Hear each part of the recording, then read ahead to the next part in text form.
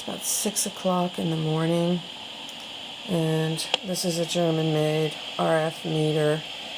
I've been feeling this frequency come on in the house at about 7:15, very distinctly for the last couple of weeks. It wakes me up with a feeling of my ears burning, my head starts to tighten up, I get very dehydrated, and this morning I felt it come on a little bit before 6 o'clock. Tried to go back to sleep because I am still overtired, and the frequency is on right now. And what's happening essentially is when this frequency comes into the house, it's like it's making a cell phone call to each of the appliances. The appliances start to chirp, and they're essentially asking the electric supply whether or not it's a good time for them to turn on. This is really where the technology is going, and I can hear the chirping taking place between the upstairs heater, the downstairs heater, the refrigerator. The refrigerator seems to play a larger role. Either it's chirping more often to see if it can turn on, or it's somehow playing more of a role in communicating with the other appliances. And I have turned off some of the heaters so that they just can't turn on. And I started turning some things off at night also so they would not be able to turn on, because I'm just exhausted and I'm waking up in the morning feeling like I'm completely beat up. So I'm taking a picture of the frequency right now, and it seems to be quite strong when it first comes on. Now it's pulsing more gently. It is a pulse, and it's been explained to me that this pulse happens every 2,000ths of a second, every 2 seconds, and that may be a little bit slower than that, but clearly there's something that's turning off and on that's coming through my living space that my nervous system detects, and that is interfering with my body's ability to stay in balance with the natural rhythms in the atmosphere.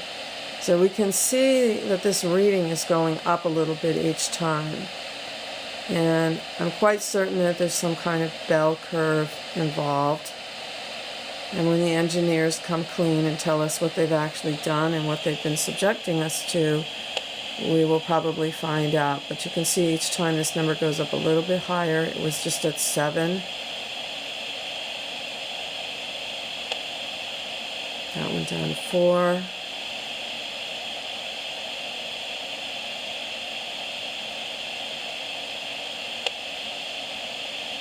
8.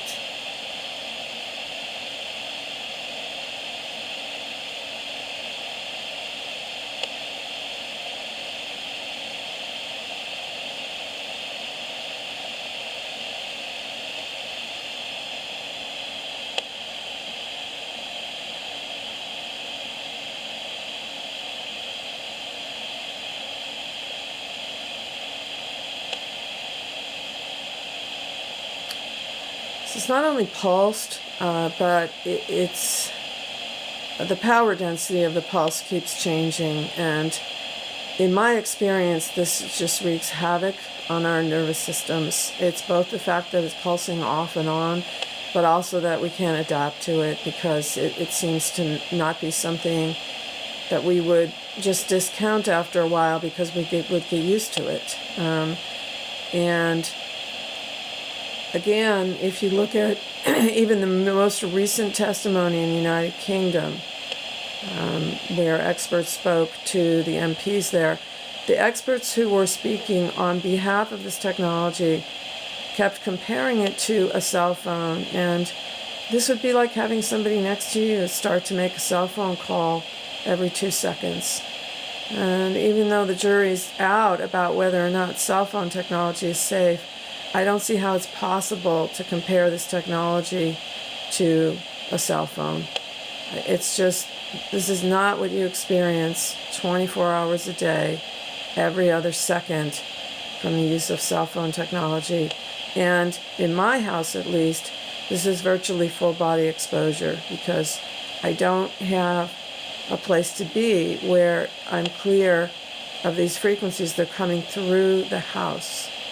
And clearly, at least in my case, there's been significant disturbance of my sleep. And that in and of itself is a cofactor with so many health issues. I think anybody who had the amount of sleep disturbance that I'm experiencing because of this radiation would have a health problem.